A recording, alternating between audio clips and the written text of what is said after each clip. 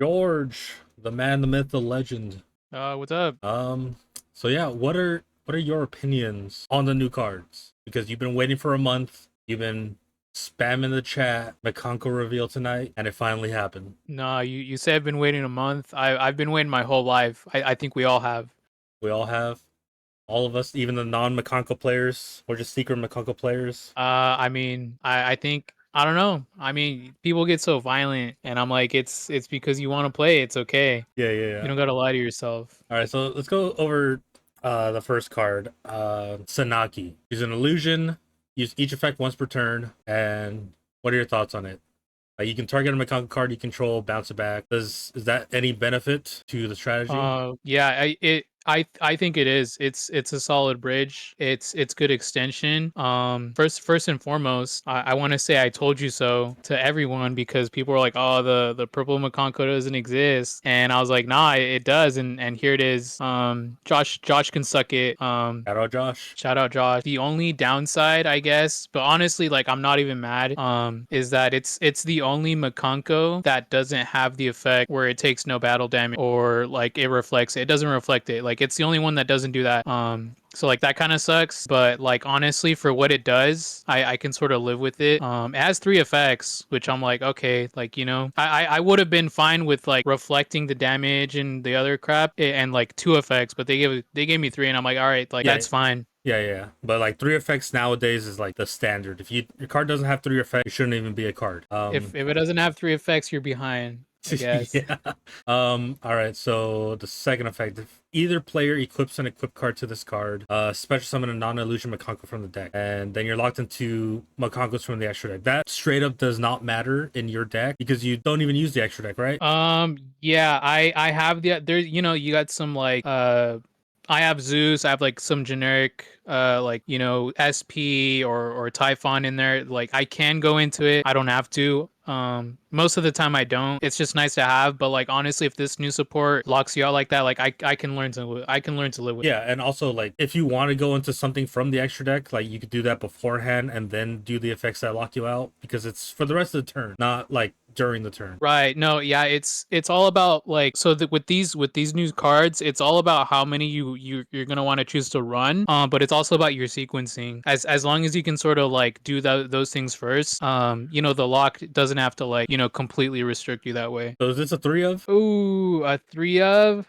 Like I was thinking about it personally. I think I'm probably gonna want two at least, but honestly, I could see myself running three just because, like I said, it's a good bridge and it's good extension. Yeah, yeah. And then let's go to the third effect. If this card is sent to the graveyard, target one face of monster on the field, equip this card to it. That, like, do you want to put on your opponent's monsters or on your other Mikanko monsters so they get their effects that while they're equipped with something, your opponent can, like, interact? Yeah, I'm gonna want to equip this only to my monsters because, like I said, since this is a really good like extender and it'll help you put more bodies on the field, and with those bodies, you're always gonna get a benefit of equipping them with something. And so if this goes to grave for like as material being detached or whatever, even if you just send it to grave off of the new spell and you equip it to any of the Makankos besides this one, you're gonna get an effect. You're gonna get like an add of a trap or an equip spell or something like that. So I mean, just your monsters, but it's good utility. Thinking a two of. All right, let's go to skip the Xyz for now. Let's go to the spell. Divine Dan. Use each effect once per turn and only once that turn. So if you have two of them, it's fine because you can because it's like the Mitsurugi ritual. Like you can only use like each effect once per turn, but you can use it twice in one. If I'm reading this correctly, someone correct me in the comments. I know YouTube comments are smartest people in the room. So you can't. You're locked out of your extra deck, except for Makankos. Send one Makanko card from your deck to the graveyard, except this one. Then set a Makanko spell or trap from straight from the deck. So what are you going for? Yeah, so this is actually like a one card comp. Imagine you're standard Makanko build, you have board breakers or whatnot. Or if you manage to turbo out Huli and have an equip on field and you don't really care about being targeted or whatnot. This is like a one card OTK here, so you can activate this. You send the new Makanko, the purple one, Sanaki, and then you set Fire Dance. So Fire Dance activate, set activate special Mikanko from hand or graveyard. You special summon Sanaki effect. You get another Mikanko from deck, and then you go into the Xyz, and the Xyz from there, I guess we'll get to that, but really good to get that Xyz out in OTK. So like Makongo's to go in second deck. So does this help the issue with going first? I a little bit, because I mean, in my eyes, traditionally this has been like I've always thought of this as like a going second deck. In the beginning, when it first came out, like I tested it out going first, and it did work, but it was just more like control. This is when like other cards like Tikaboo was at 3, Summon Limit was at 3, all that jazz. And you can still play it going first. It's just like I said, it's going to be sort of control. You're gonna have a few monsters on field with like the blue one, Nini to quick effects, like Snatch Steal for the turn. Set the trap, steal with the trap, equip with the trap. And so you can still do that, but preferably go second. I think this helps overall, again, the consistency for going second, and it can help going first. But like I said, Mikanko, you want to swing into your opponent's monsters, and if you go first and just leave them there, sure, you're gonna have some interaction back and forth, but you're not going to be doing the main gimmick, which is attacking. And there's nothing that forces them to attack you if they're going second, unless you have the field spell up, but that's a different story. Or Tekken like final attack orders? Yeah. The field spell is really underrated. Not a lot of people play the field spell. I used to play it, but basically what it does is it's sort of like Nightmare Pain for Yubel, where if they have monsters that can attack and you have No, it is a hard once per turn for only one effect. So going first, this yeah. just sets you up, and then going second, you make the Xyz, and then you do the shenanigans. Or you don't even have to, because I don't think you want to summon any ritual monsters. No, it definitely helps. Well, there's two ritual monsters. There's Ohime and there's Arahime. Nobody in the community really plays Arahime just because it's really slow. But you can summon Ohime, and you will get utility out of it, because you don't need to have it equipped for it to reflect damage. It does that inherently. But then on a quick effect, you can target an equip spell in graveyard and equip it to something on the field. So this works for you and this works against your opponent. So like if you had a Snatch Steal engrave, if you had a Foolish Axe of Fools, or even the in archetype Snatch Steal, the Mikanko Reflection Rondo, you can quick effect equip their monster, take it, negate it, or you could even equip it with something like Arabesque and end up, and if it's your turn, you can equip it to them and then bounce it.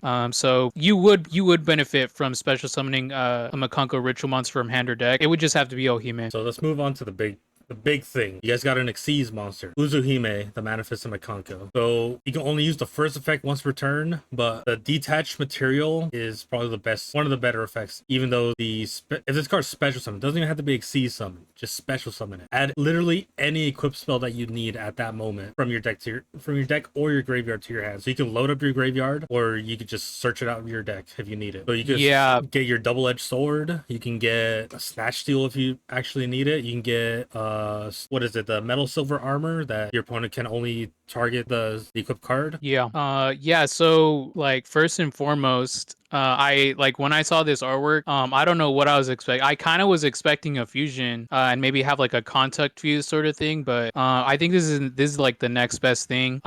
People are like, oh, it's you need 2 level 3 Mikankos, like that kind of sucks. I'm actually not mad about this, because I feel like prior to this support, a lot of people just saw it Mikanko as sort of like an engine, or like a piece for extension. So people like Infernoble playing this, you would have people use these monsters just to like combo. Just it was literally slop. It was like a pile.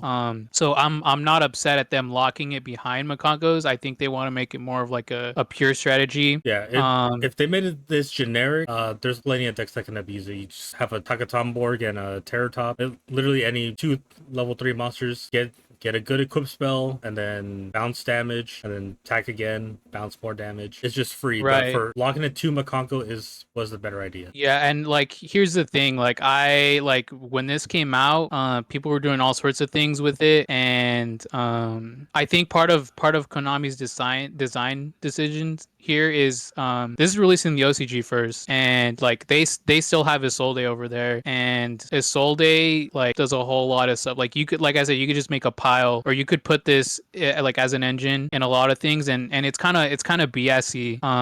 Shout out by the way, back when Isolde was legal in the TCG, because you could abuse these level threes and the special summoning Genin can you could acid golem lock people with this deck. Shout out to Isaac who I did this to. I'm not sorry. Those were good times. But yeah, this card is a really good it's a really good OTK enabler, and it's also like you said, it's sort of good. It's good for grind game. So it gets the first effect of this card is special summon. It's special summon. It's not exceed summon. So if you're playing and you summon this later on, or it goes to grave and you bring it back, you're gonna get that ad from deck or graveyard. And like you said, it's not limited to Mikanko equip spells, so you can search anything. So it's basically like hidden armory or armory call, but faster and better, not as restrictive. Yeah, yeah. And also, I'm pretty sure you can, like, if someone has a crazy, like, 5 negate board, pretty sure you can break their board with, like, double Lava Golem, the Mikanko equip spell that summons a Mikanko straight from your deck. So you just summon Sanaki, equip her with another equip spell, and then summon another Mikanko from deck, exceeds into this, get your double-edged sword, and then that's game right there. Yeah, like here's the thing. This was actually this card addresses a problem that the deck had before. Not a lot of people did this, but some people did.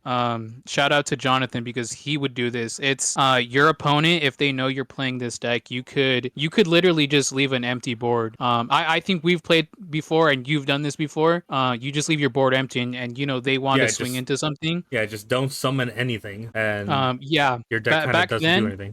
Back then, before this support, you could still OTK. It was just like it wasn't a one card combo. You had to have the resource. You had to have access to double edged sword. So you had to have double edge already in hand. You had to have Ohime the ritual in hand.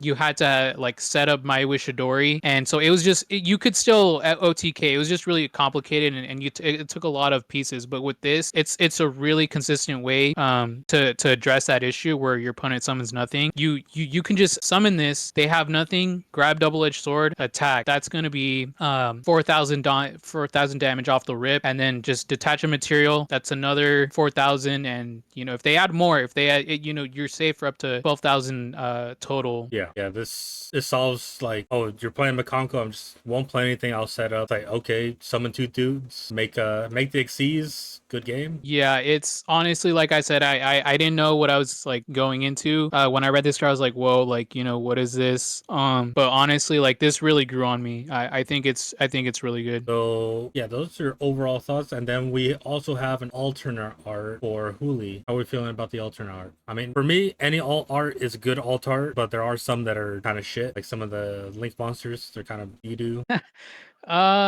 Yeah, no, that's my mentality too with alt arts. I'm like, hey, like you're getting an alt art, because there's plenty of cards that like you would want to have an alt art and they just don't. Yeah, because Yu-Gi-Oh is one of those games that we don't get like crazy artworks on our cards, like all the other games do, like One Piece, Digimon, Pokemon, Magic. They have all these crazy Yeah, artworks for their cards, and we have like these basic ass regular borders. Sometimes they'll give us an alternate art, but like not every single set. yeah, I'm not gonna like glaze or like praise Konami.